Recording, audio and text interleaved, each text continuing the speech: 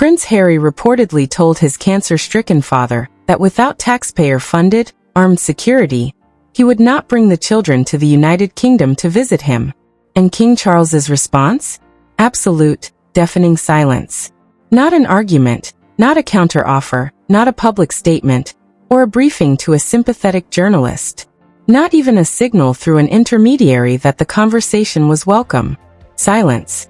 And in the context of this family, at this particular moment in the king's health journey, that silence is arguably the most significant, revealing, and utterly catastrophic response Charles could have given. It is a total institutional block. When are you going to learn, man? That it is completely inappropriate and unacceptable to call up mainstream media publications to try and force the monarchy into doing something they don't want to do? Tonight, we are exposing the ultimate backfire of the decade. Why does the Sussex camp's security dispute look fundamentally different depending on whether you read it as a logistics problem or a high-stakes leverage position? What does the heavily fortified Balmoral scenario reveal about the practical options that actually exist? And why does the time dimension transform this from another chapter in the institutional saga into something incredibly dark? The king is managing a cancer diagnosis that is not in remission. The grandchildren are 7 and 5. The gap between those two facts is the actual story, and the palace has officially blocked the play. Grab your popcorn, because tonight, we are dismantling the blackmail that failed. According to reporting that has circulated and attracted significant attention, the communication Harry sent to his father was framed in the language of practical, protective logistics. He communicated to the king that without the reassurance of taxpayer-funded, armed protection, he would travel to the United Kingdom alone, leaving Archie and Lilibet behind in California. To a casual observer, or anyone looking at this situation through a purely emotional lens, the position taken in isolation is a defensible one. Any parent has the right, and indeed the duty, to make safety-based decisions about their children's travel. If the security question were genuinely a neutral, isolated logistical matter involving two parties who disagreed in good faith about the appropriate level of protection for a specific trip, the statement would be a straightforward communication about where negotiations stood.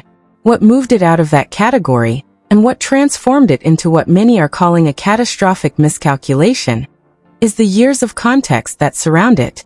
Harry's dispute with the palace about his security arrangements is not a new disagreement arising from one planned visit.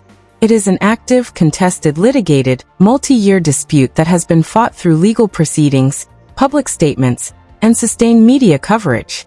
Court cases have been filed, argued, and decided, and the Home Office has consistently maintained that the level of protection provided to Harry changed when he departed from royal duties.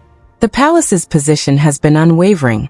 Security is an institutional matter governed by established process, not a personal preference to be negotiated at the family dinner table.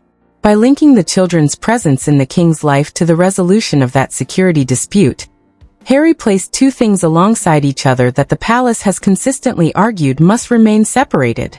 He put family relationships on one side and institutional security policy on the other, mixing those two categories and making one contingent on the other.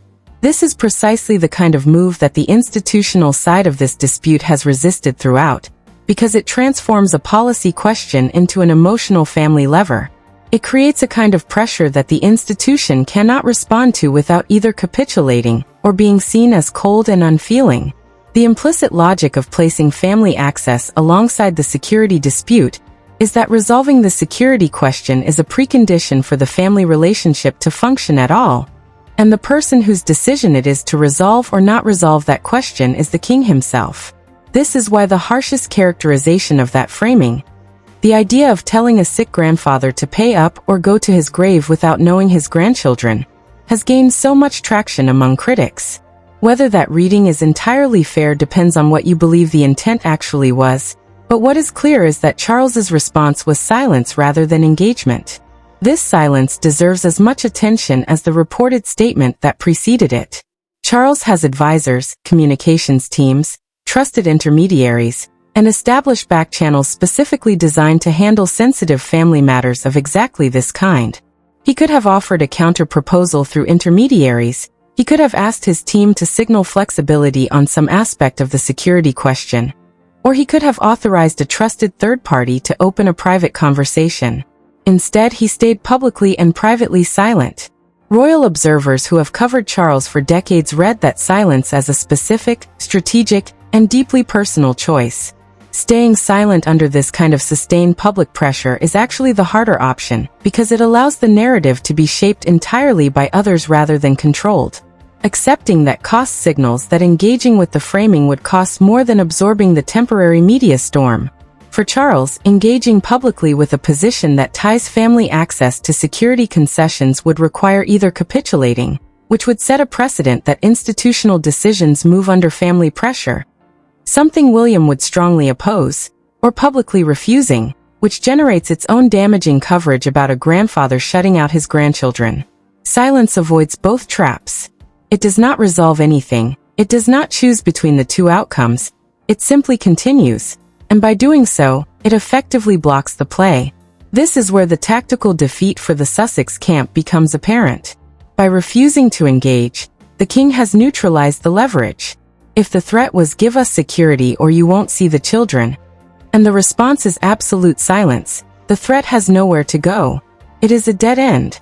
Harry is left with a position that he must either maintain indefinitely, which permanently deprives his children of their royal heritage, or abandon, which would be a massive public capitulation.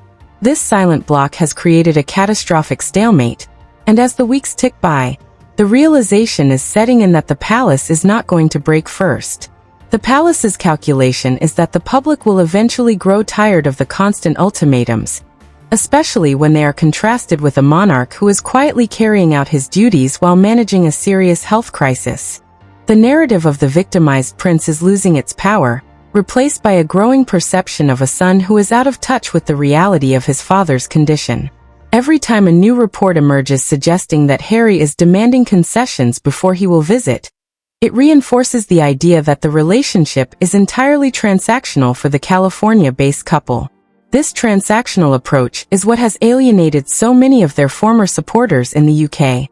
People find it difficult to understand how a son can place conditions on visiting a father who is undergoing cancer treatment.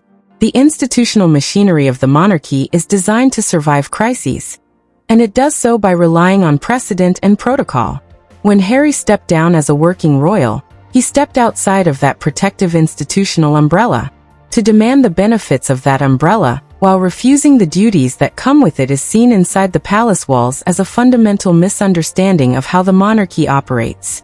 The king's silence is a reminder that the institution will always take priority over individual demands, no matter how personal or emotional those demands may be. This is the boundary that Charles has set, and it is a boundary that Prince William is determined to keep in place. William's influence on how the palace handles the Sussex situation cannot be overstated. While Charles may naturally lean toward reconciliation and repair, William is focused on the long-term survival and stability of the monarchy. He views any concession to Harry as a threat to the institution's credibility, and a betrayal of the working royals who continue to serve the public. Under William's watchful eye, the palace's stance has hardened, and the king's silence is a reflection of that unified front. The Sussexes are no longer dealing with a father who can be persuaded by a late-night phone call or an emotional appeal. They are dealing with a synchronized institutional wall that has decided that the cost of exclusion is lower than the cost of capitulation. This brings us directly to the practical reality of what travels are actually possible, and why the security argument begins to look less like a genuine logistical obstacle and more like a chosen battlefield. The assertion that the United Kingdom is uniquely dangerous for Harry and his family is one that is receiving intense scrutiny, especially when contrasted with his travel patterns elsewhere. In recent years, Harry has demonstrated that when an international journey is aligned with his personal or professional priorities, the logistics are managed successfully. He has traveled to active conflict zones and executed highly publicized tours in countries with complex security environments, all without the formal, taxpayer-funded protection of the British state. This raises a fundamental question about whether the safety concerns regarding the UK are genuinely insurmountable, or if the UK is being singled out because it represents the legal and institutional validation that Harry is desperate to reclaim. When you look at the physical options that actually exist for a family visit, the argument that safety cannot be guaranteed under any circumstances begins to fall apart. And nowhere is this clearer than when we look at the specific option of Balmoral, which reveals the true nature of the standoff. When you look at the physical options that actually exist for a family visit, the argument that safety cannot be guaranteed under any circumstances begins to fall apart. And nowhere is this clearer than when we look at the specific option of Balmoral, which reveals the true nature of the standoff. Balmoral Castle in Scotland is not a public park, nor is it a standard, easily accessible residence. It is a massive private estate encompassing over 50,000 acres of highly controlled, private highland terrain. During the summer and autumn months, when the royal family gathers there, it becomes one of the most heavily fortified private locations on the entire European continent. It is guarded by armed Scottish police, specialized security personnel, physical barriers, advanced surveillance networks, and a vast perimeter of rugged terrain that is virtually impossible for any member of the public or paparazzi to penetrate without immediate detection. Under any objective, professional security assessment, the children of the Duke and Duchess of Sussex would be safer at Balmoral than they are at their own estate in Montecito, California. At Montecito, their safety relies on a privately contracted team, localized alarms, and public roads that are easily accessed by paparazzi and drone operators who have previously photographed the children from the air. In contrast, Balmoral offers an absolute fortress. The King's invitation for Harry, Meghan, and the children to visit them in the Highlands was not just a social gesture. It was a comprehensive logistical solution to the very problem Harry claimed was keeping them away. By inviting them to a private, hyper-secure estate, the King offered a way for the grandchildren to see their grandfather without the need for a public, taxpayer-funded security detail moving through the streets of London. But this invitation was reportedly declined, or at least, the terms were rejected. Why? Because accepting a private, highly secure holiday at Balmoral would completely undermine the legal and public arguments that the Sussexes have spent years building in the British courts. If Harry were to bring his family to Scotland and successfully spend 2 weeks in perfect, peaceful isolation under the existing security arrangements of the royal estate, he would prove to the world, and to the judges presiding over his security lawsuits, that his family can indeed visit the United Kingdom safely under the current rules. To maintain the legal argument that the UK is too dangerous for his family without a permanent, taxpayer-funded, state-provided armed police detail, Harry must maintain the stance that they cannot set foot in the country at all. If they visit and nothing happens, the entire premise of his high-profile legal battles, which have cost him millions of dollars and massive public capital, crumbles. The security argument is not just a logistical necessity. It has become a vital piece of a larger, highly public legal and personal chess match. This brings us to the deeper layer of controversy that has alienated the British public and turned this family dispute into a toxic national debate. Critics argue that the demand for state-provided security is less about actual physical safety, and far more about status, validation, and the symbolic perks of royal life. When Harry and Meghan stepped back from active royal duties, they did so with the explicit goal of becoming financially independent global figures. They signed multi-million-dollar deals with streaming giants, wrote memoirs, launched podcasts, and built a brand centered on their freedom from the constraints of the monarchy. However, they quickly discovered that leaving the institutional fold meant leaving behind the automatic, taxpayer-funded privileges that come with it. In the eyes of many, the relentless legal fight to force the British government to restore their top-tier police protection is an attempt to have it both ways. They want the freedom to sign commercial deals and live as private citizens in California, but they also want the ultimate symbol of state-backed prestige. Armed British police officers clearing traffic and guarding their private movements at the expense of the British taxpayer. To the average working-class British citizen, who is currently navigating a highly challenging economic climate, the idea of funding a multi-million-dollar security detail for a wealthy, self-exiled couple who chose to leave their country is deeply offensive. The public reaction in the UK has been overwhelmingly hostile to Harry's security demands. Opinion polls consistently show that the vast majority of the public believes that if the Sussexes want private security for their personal travels, they should pay for it out of their own pocket, just like any other international celebrity or wealthy private citizen would do. By framing this financial and status-based dispute as a matter of grandparent blackmail, the controversy has escalated from a legal disagreement into a moral crisis. The palace has watched this public backlash grow, and they have calculated that they have absolutely nothing to gain by capitulating to Harry's demands. In fact, giving in to Harry's pressure would spark a massive public relations disaster for the king himself. If Charles were to intervene in the decisions of the Home Office and the Executive Committee for the Protection of Royalty and Public Figures, known as RAVEC, it would look like blatant nepotism. It would suggest that the rules governing public funds and police resources do not apply to the king's family, a perception that would deeply damage the credibility of the modern, streamlined monarchy that Charles is trying to build. Thus, the institutional wall remains completely solid. The king's silence is a reflection of this reality. Every time the Sussex camp briefs a sympathetic publication about how sad and dangerous the situation is, the public sees right through the narrative. They do not see a victimized prince who is desperately trying to protect his children.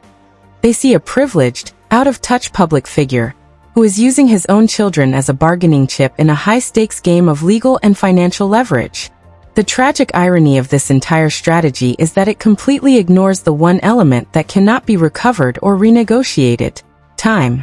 The king is managing a serious health crisis, and his public appearances have been carefully managed as he undergoes treatment. He is not a young man, and the window of opportunity for him to build a meaningful, personal relationship with his youngest grandchildren is rapidly closing. Archie and Lilibet are growing up in California, completely isolated from their paternal family, their royal heritage, and the historic traditions that they are legally entitled to. By drawing a hard line in the sand and refusing to bring the children to the UK until his security demands are met, Harry is making a gamble with incredibly high emotional stakes. He is betting that the king's paternal desire to see his grandchildren will eventually override his commitment to the institution and the advice of his senior officials, including Prince William. But this gamble is built on a fundamental misunderstanding of the British monarchy. For over 1,000 years, the crown has survived precisely because its monarchs have been willing to put the institution above their personal feelings, their personal grief, and their personal relationships. Charles may be a grandfather who deeply wishes to hold his grandchildren, but he is first and foremost the king. He knows that his legacy will be judged by how he protected the integrity of the crown during a period of massive transition. He cannot, and will not, compromise that integrity to resolve a family dispute that was created by the very people who are now demanding a resolution. The silence from Buckingham Palace is the ultimate assertion of this institutional power. It is a quiet, devastating message to California. The rules do not bend, the crown does not compromise, and the emotional leverage you thought you had does not exist. As this stalemate deepens, the financial and legal pressure on the Sussexes is starting to mount in ways they clearly did not anticipate. Their legal campaigns in the London courts have not gone according to plan, and the mounting bills are becoming a massive, undeniable burden. They are discovering that fighting the British state and the British media simultaneously is an incredibly expensive endeavor, and the returns on that investment have been overwhelmingly negative. The legal fees alone are rumored to be stretching into the millions, with no victory in sight to justify the staggering costs. This financial reality is colliding with a shifting media landscape where the appetite for Sussex-related drama is starting to wane.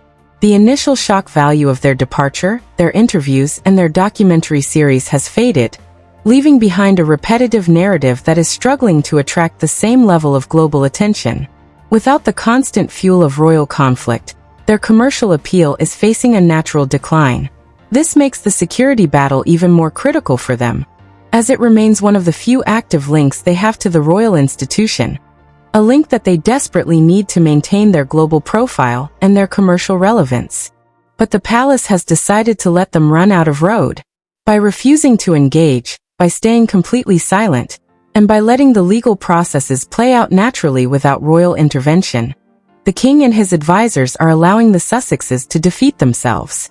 The catastrophic fallout of this strategy is now starting to manifest, not as a sudden, dramatic explosion, but as a slow, painful, and highly public unraveling of the Sussexes' entire position, leaving them with fewer options, dwindling resources, and an increasingly isolated future in California. The catastrophic fallout of this strategy is now starting to manifest, not as a sudden dramatic explosion, but as a slow, painful, and highly public unraveling of the Sussexes' entire position, leaving them with fewer options, dwindling resources, and an increasingly isolated future in California. This brings us to the ultimate consequence of this high-stakes deadlock: the complete systemic collapse of the Sussexes' global leverage. For years, the foundation of their entire brand, their media deals, their high-profile speaking engagements, and their public identity was built on a very specific premise. They positioned themselves as the modern, progressive alternative to a cold, antiquated British institution. They marketed their insider knowledge, their emotional storytelling, and most importantly, their proximity to the throne. But that proximity is not a permanent resource. It is a currency that must be constantly renewed. By choosing to completely cut off physical contact with the royal family, by refusing to travel to the UK, and by keeping Archie and Lilibet thousands of miles away as bargaining chips, Harry and Meghan have inadvertently starved their own brand of the very oxygen it needs to survive. The global public is beginning to notice a stark, undeniable shift. In the entertainment and corporate worlds, alliances are famously fickle, and the wind has begun to blow in a very different direction. Major Hollywood players, international brands, and high-profile celebrities who once rushed to align themselves with the newly liberated Duke and Duchess in 2020 are quietly stepping away. We saw this play out vividly with the recent global sports and entertainment events. When major tournaments, high-profile charity galas, and elite VIP gatherings occur, the invitations that once flowed freely to Montecito are conspicuously absent. Take the recent high-profile falling out with former close friends like David and Victoria Beckham, which has surfaced as a powerful indicator of this shifting social landscape. The Beckhams, global icons of British style, sportsmanship, and loyalty to the crown, were once intimate parts of Harry and Meghan's inner circle. Yet, after public accusations of media leaks, social snubs, and a highly publicized disagreement during an Australian tour, the warmth evaporated. Today, David Beckham is seen standing proudly as the face of massive global events, perfectly aligned with the mainstream royal family, while Harry is left entirely on the periphery. The message from the global elite is loud and clear. If you force people to choose between the enduring, thousand-year majesty of the British crown and a highly litigious, grievance-fueled brand in California, they will choose the crown every single time. This isolation is not just social, it is deeply financial and legal. The Sussexes' major commercial partnerships have systematically contracted or ended altogether.